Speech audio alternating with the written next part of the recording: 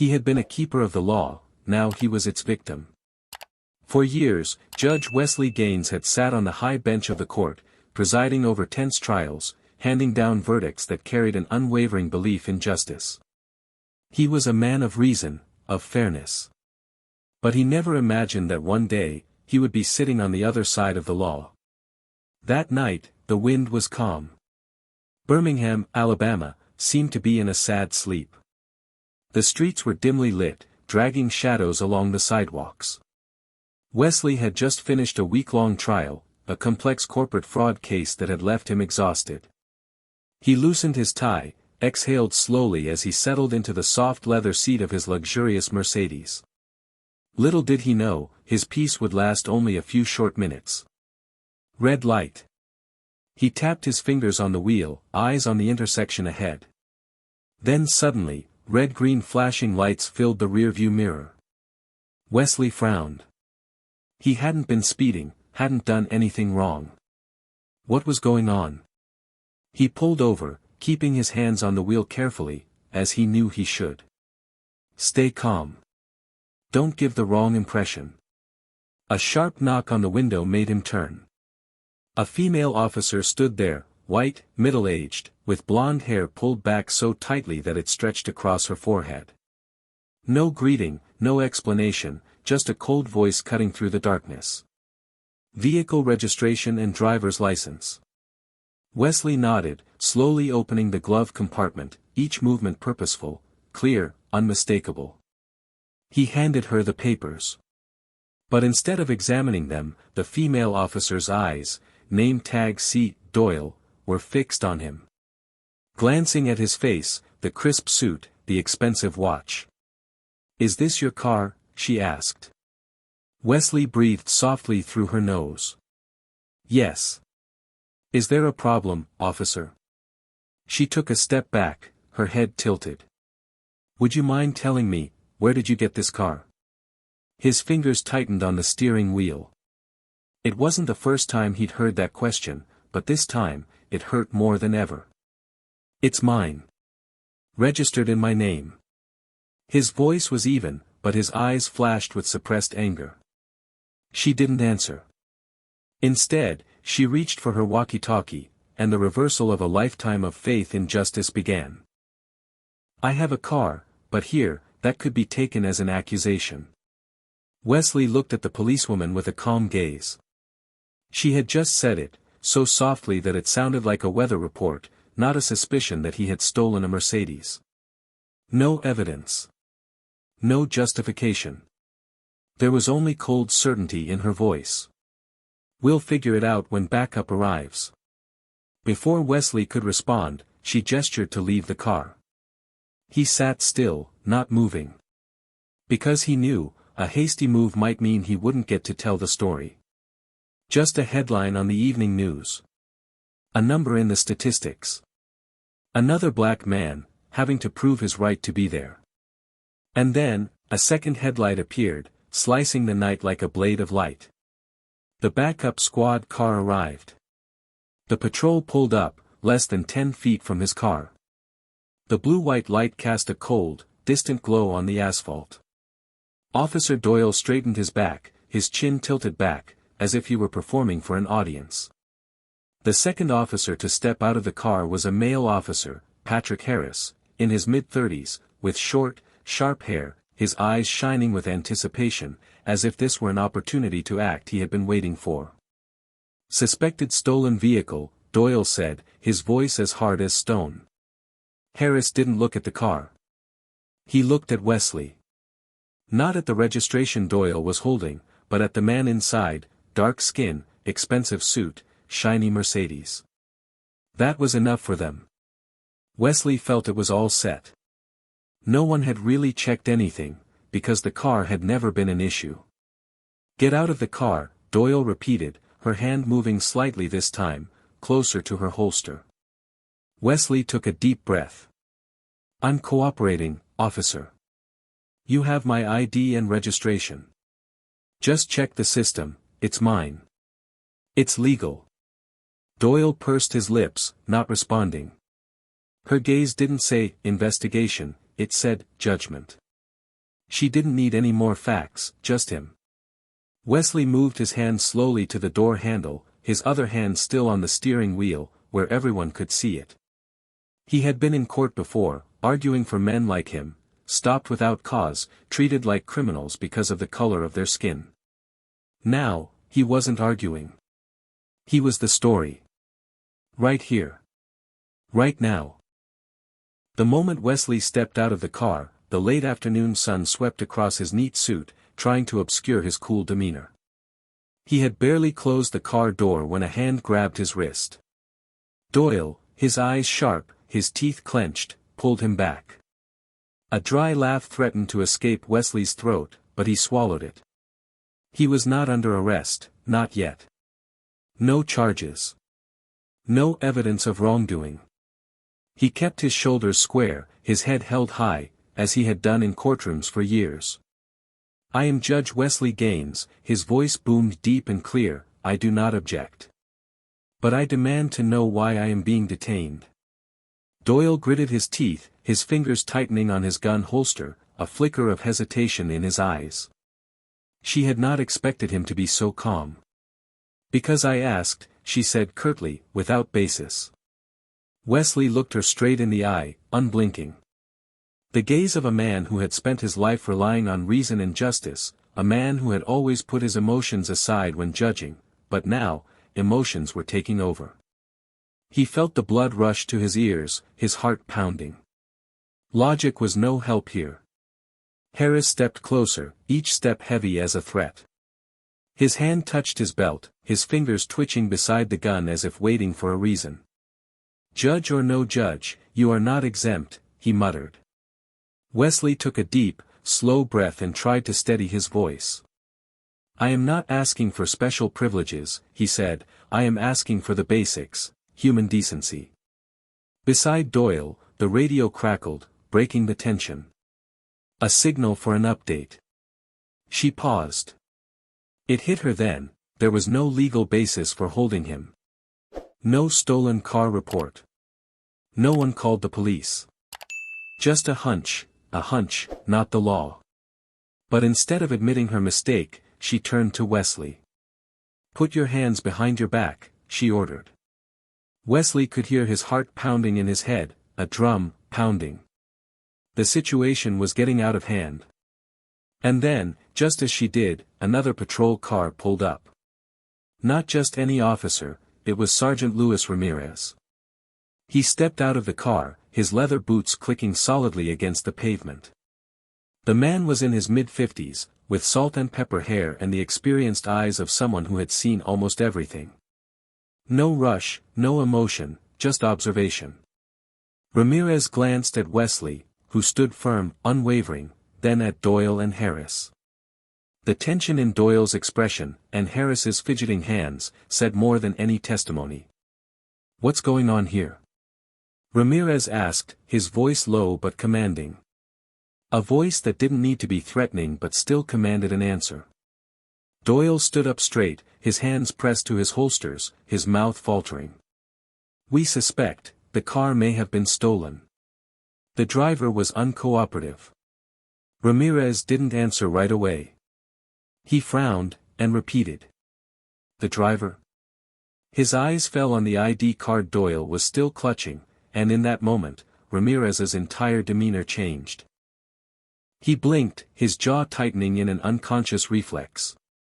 His eyes locked on Wesley, then glanced at Doyle with a heavy gaze. "That man is Judge Wesley Gaines," he said, his voice low but carrying a weight that made Doyle shiver.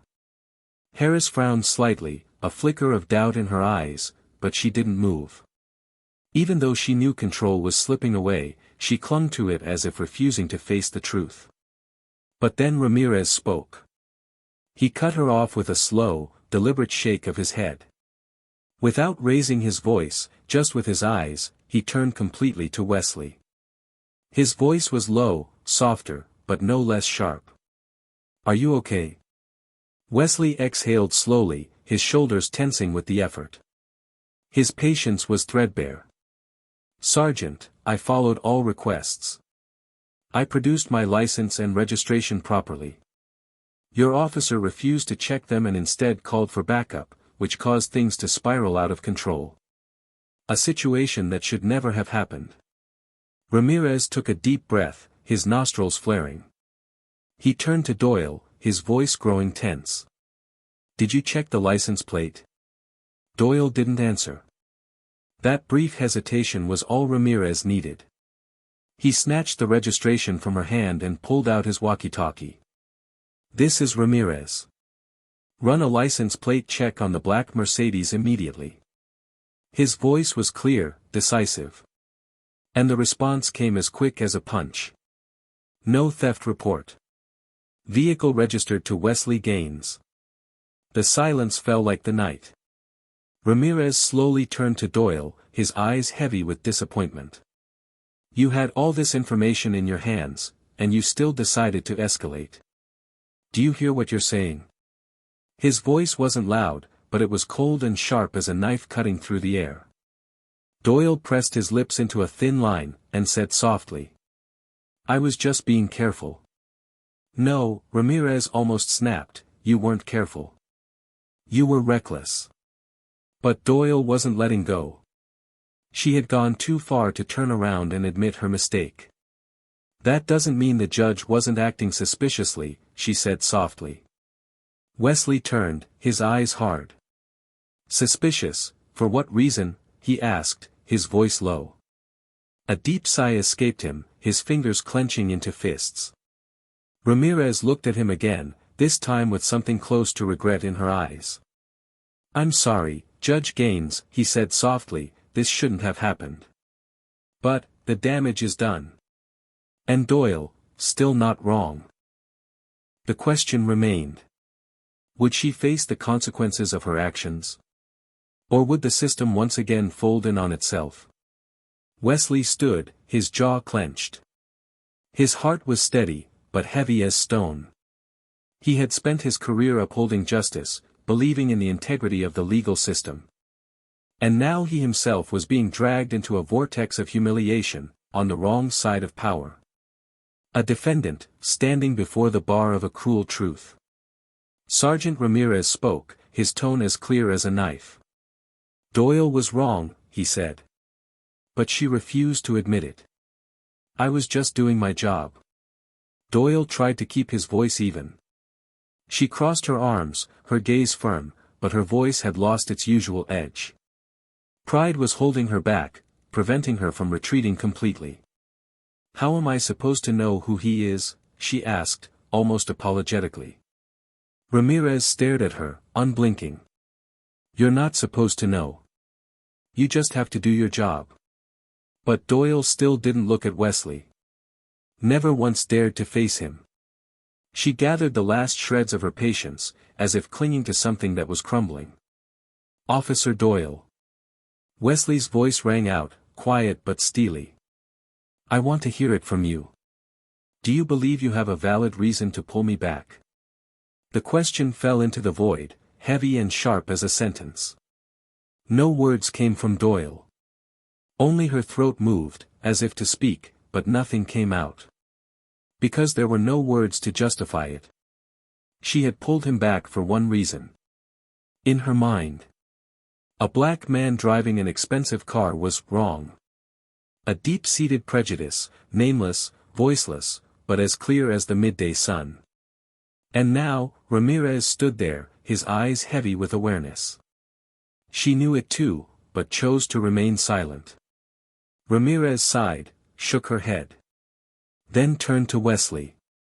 Judge Gaines, you're free to go. A bitter smile almost escaped Wesley's lips. Free. As if he had been held captive by something reasonable. He reached out to open the car door. But something held him back. He had spent his life on the bench. Ruling cases of abuse of power, of racism. Of police officers who had gone too far. And when it happened to him, could he turn around and walk away like nothing had happened? Except, the next man Doyle would stop. And then the next. And the next. He turned. Ramirez blinked. No, Wesley said. This can't end like this. I'm going to file a formal complaint. Officer Doyle abused his authority tonight. Doyle's head jerked toward him, as if on instinct. Her cheeks flushed, not with embarrassment, but with anger, or with the knowledge that his seriousness was no joke. Wesley tilted his head slightly, his gaze never leaving hers. I am the judge, he said, his voice even.